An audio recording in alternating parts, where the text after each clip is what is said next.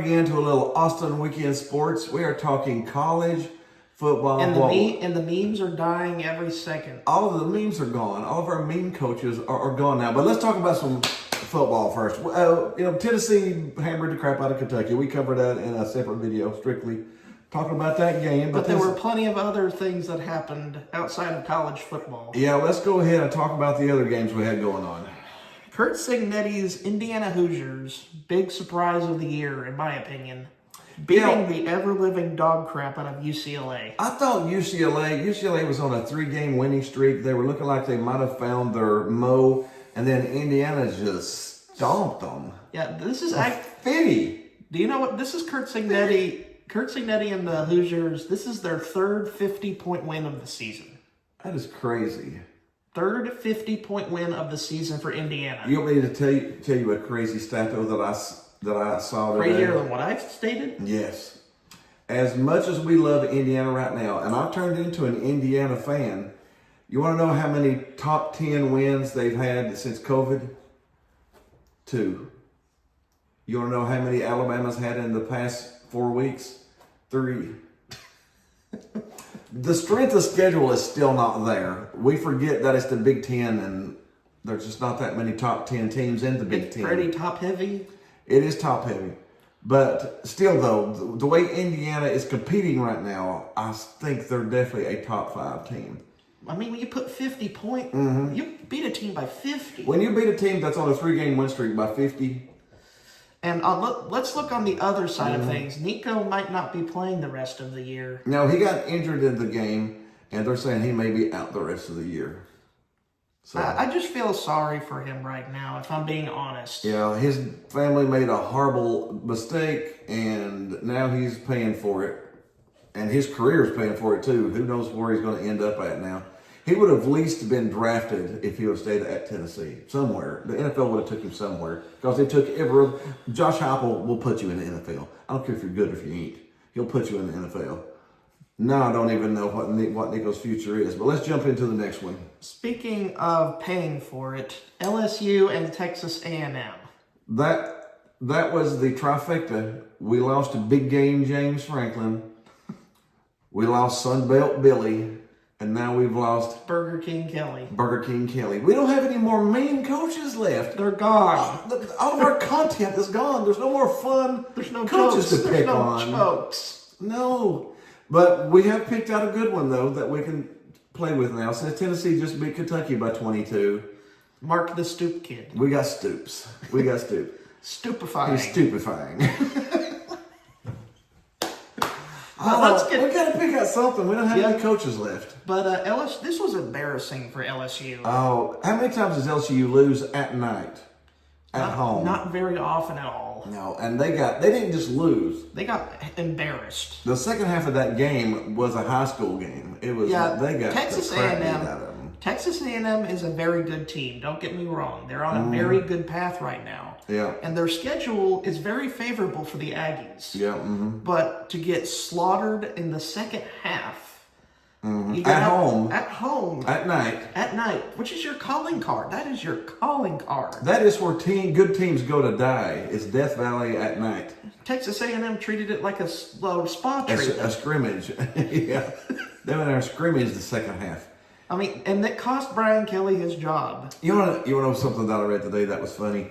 When Brian Kelly went into work Monday, you've got the fingerprint reader that gets you in the building. It wouldn't let him in, and that was by accident. It was supposed to let him in, but by the end of that day, he was fired. So the thumbprint reader knew he was gone before anybody else did. Do you want me to tell you the stubbornness of Brian Kelly at times? Oh, yeah. This is what got him fired. The AD, the athletic director at LSU, had a meeting on Sunday or Monday morning after the game. And he asked him to fire his offensive coordinator, Joe Sloan. It's either he's gone or you're gone. Which Brian Kelly didn't want to fire Joe Sloan. He wanted to fire a bunch of random assistants. And the AD was not cool with that. He wasn't vibing with it. So he just said, you know what? Not only is Joe Sloan gone, but you're gone as well. Yep, so they fired Kelly, and then an hour later, Sloan was gone too. So they had it both ways. So in reality, he is Burger King. Have it your way. So I said, Burger King, just have it your way, and fire both of us. Burger King Kelly, have it your way. That's what he told all the defenses that he played against. Just have it your way. I mean, was such a senior quarterback that had as much talent as LSU has a crud ton of talent. A crap ton of talent. How many wide receivers are in the NFL right now from LSU? A billion. A billion of them. And They're you got a veteran quarterback. A senior. And a fantastic defense. It's full of Harold Perkins, Whit Weeks. Those are pro SEC, all SEC defenders. That'll be in the NFL soon. And you have the recruiting base of Louisiana. And you go out there. You're the only team in Louisiana. And you have them all to yourself, pretty much. Yeah. And you go out there and you put up that kind of effort. I wonder why you got fired. That'll definitely get you fired. Now, so we will see where LSU goes to next. LSU is such a big job. It's going to get, honestly, Lane Kiffin is, there's going to be a bidding war between Florida and LSU for Lane Kiffin. Yeah, from what I've heard, Florida's already started the bidding at like $13 million per year. All right, so what LSU could probably return with the same offer, probably. Yeah. So we will see. I personally think that Lane Kiffin will end up at LSU. Nick Saban was there, won the championship. His buddy Orgeron, which was his defensive coordinator when he was at Tennessee, went there, won the Natty. Les Miles, the Mad Hatter before that, went to 2 national titles. I know he struggled at clock management at times, but other times he's just chewing on some grass and winning games. Yeah, he's winning football games. Yeah. So now, don't get me wrong. Florida is a very tempting job too, but you're fighting against Miami and Florida State, and South Florida is getting good now. Up and coming. So there's more competition in Florida than there is in LSU. Nick Saban's gone in Alabama. Auburn's terrible. I mean, Texas is in the SEC now. I mean, you can almost get the cream of the crop if you're a good team at LSU.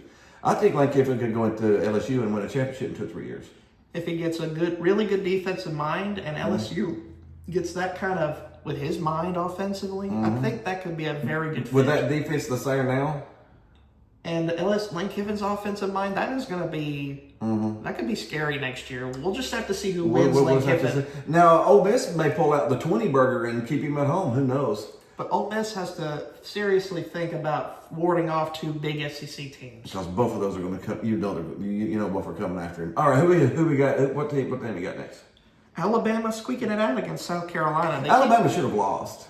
They should have, but they didn't because Lenora Sellers fumbled. You know what? Good teams find a way to win, and bad teams find a way to lose. That's the way it goes. That's the summary of this game entirely. That's what it is. Alabama, South Carolina. The bad team found a way to lose. The good team found a way to win. South Carolina, on a winning drive, fumbled it, and Alabama got it, and that was the end of it. Another coach that I feel like should be a meme at this point, I mean, Luke Fickell at Wisconsin losing again to Oregon. Well, in the last 3 games, they've scored a combined 7 points. 7 points in 3 games. And somehow Luke Fickell isn't We fired. thought that Iowa's offense was bad. Wisconsin's looks awful. It's terrible. I mean, he's 2-6 at Wisconsin. I don't understand. In year that. 3. I don't know. This is year 3. And the athletic Fickell needs to go to La Tech State or something. I don't know. He needs to get out of. And the athletic director doesn't want to fire him because they're buddies. And your buddy's 2-6. You know what's going to happen? Just like what happened with Kelly, they're going to fire the AD, and he can take Fickell in his pocket with him. I don't think Oregon really needed to do too much. No, they didn't. They just showed up for a scrimmage. But the Yellow Jackets are a positive. How about the Georgia Tech Yellow Jackets? Undefeated. Undefeated Yellow Jackets defeating Syracuse 41-16. Poor Syracuse. They were a good team until their quarterback Steve Angeli got hurt with his Achilles, and the whole season. Now he's gone. So their whole team is bad now. So congrats to Georgia Tech. I'm curious to see Georgia Tech play some of the bigger games towards the end of the year. You know, they will end up playing who? Georgia at the end of the year if they keep it up. That's so good. I can't wait to see that game. They're legitimately, Brent Key is at his alma mater at Georgia Tech, and he's got them in year 3 at 8-0, and on their way to the playoff if everything goes well. I don't see how they could miss it at this point. They'd have to fall flat and lose 3 out of the last 4 games to do With that. the way they've been playing, I doubt it. I doubt it too, yeah. Ole Miss defeating Oklahoma in a very big game. That was a very competitive game until the fourth quarter. When Lane Kiffin, Sort of put the pedal down a little bit. he's got a good offensive mind. He's got a very good offensive mind. Yeah, it was a really close game, probably halfway through the third quarter, and then Kiffin's offensive mind just started putting down the points, and then that was the end of that one. We have Miami smacking Stanford 42-6 or 42-7. So Stanford went up 7-0, and then Got 42 straight gave up points. 42 straight points. So, I'm glad Cristobal didn't go conservative here. No. I'm glad he didn't do that. Yep. Vanderbilt and Missouri was a slugfest on defense. That was a defensive slugfest. It was like 7-6 at halftime, or 7-7 at halftime. The one contributing factor is that, sadly, Missouri starting quarterback Bo Pribula suffered a really bad injury that had to get him carted off. He went out with an air cast, so he's probably done for the year, which probably really takes Missouri out of the picture, unless their backup is really good. We don't know. Sometimes backups come in and they're better than the starters, so we'll just have to see how it goes. But that's a big injury when you lose your starting quarterback. Pavia and Vanderbilt continue to be a story. Right now they are in the playoffs. Who would have thought that? Who would have thought that? But Vanderbilt's on a roll right now. And they got some huge games coming up in the last 4. We'll talk about one here in a minute. Texas Tech shutting out Oklahoma State 42-0. Everybody shuts out Oklahoma State. They are terrible. I don't know, between them and Wisconsin, I'm trying to figure out who's the worst. Wisconsin's the worst Big 10 and Oklahoma State's the worst Big 12. That's pretty sure. I'm pretty sure of that. No Mike Gundy. That's probably what's happened. But Texas I'm 40. Tech, I'm a man. You're fired too. Texas Tech lost lost their quarterback for the year. They lost their quarterback for the year 2. I think that will be a huge blow because he was a huge part of that team. I don't know if they can come back from that one. All right, we did cover Oklahoma and Tennessee a little bit in our other video. Yeah, Oklahoma, Tennessee. Oklahoma's coming to Tennessee Halloween weekend. Dark mode, 7:30 at night. I think Tennessee. Are they still favored? 3.5. Oh, it's back up. It started at 3.5, went to 4.5, dropped to 2.5. So it looks like it's going to balance out at 3.5. I've got Tennessee winning by 7. We got Penn State against Ohio State. This would be normally the moment I would throw out the Big Game James meme. Because he can never win the big games. But since he's not there anymore... We don't have that fun. No Burger King Kelly, no Big Game James, no Sunbelt Billy. We'll have to scrounge around and find somebody. Yeah, we'll have to scrounge around and find somebody, but I've definitely got Ohio State winning that. What's the line? 20.5 point margin. This Penn State team... Unless Ohio State feels sorry for them, they'll beat them by that easily. Well, Ryan Day, people crap on him, but he's got a national title. But I think Oregon felt sorry for Fickle last week and only beat them by 14. That's the only thing that could keep this from being a slaughter is if this Penn State team will be probably widely regarded as one of the biggest disappointments in recent memory. They were number 3 in the country, playing number 6, ahead by 7 points in overtime, and 3 games later, the coach is fired. That's crazy, still to me. That's so crazy. And Vanderbilt goes on the road to play Texas. This is a big game. Oh, this is definitely. Vanderbilt on the road. Against Texas. And do you think... Arch is in concussion protocol. So who's going to step up for the Longhorns? We don't know. I don't know. He may make it out of concussion protocol because it wasn't a bad one. But the fact that he's in concussion protocol, I don't know if he'll finish the game. So honestly, as much as you sounds weird, I probably would take Vandy. What's the line on it? Vanderbilt. Oh, Texas is favored by 2.5. I would probably have to take Vandy straight up. Oh, that's pretty interesting. Just because of the injuries, I would probably have to take Vandy straight up. Miami on the road against SMU. Miami is favored by 12.5. As long as Cristobal doesn't go conservative mode, turtle shell. Miami's been struggling this year. They lost last week. So, I'll probably go with Miami on that one. Indiana on the road against Maryland? Will they win by 20, 30, or 40? That's the only thing you got. Give me a 30 this week. Give me 30. A 30 burger. All right, we got that one. And we have a classic coming up. Georgia, Florida, and Jacksonville. The largest, what do they call it? Largest cocktail party in the world. And largest cocktail party. Georgia is a juggernaut. It's a juggernaut. This is weird though. This was. Do you remember the Tennessee Arkansas game? Tennessee had no clue what Arkansas was going to do because they had the brand new coach. Now Georgia doesn't have any film on this new coach. There is zero film. You want to know what Florida has to lose? Nothing. They have nothing to lose. So they're going to go out there and they're going to throw lefts, rights, the kitchen sink. uppercuts, kitchen sinks, bar stools. They're going to throw everything at Georgia. And even the cocktails. And Georgia may have the worst third down defense in the country behind Tennessee. So this is going to be interesting.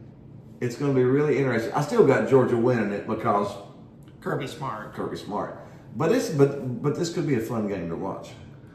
We have Notre Dame going on the road against a terrible Boston College team. I think I might have found a meme.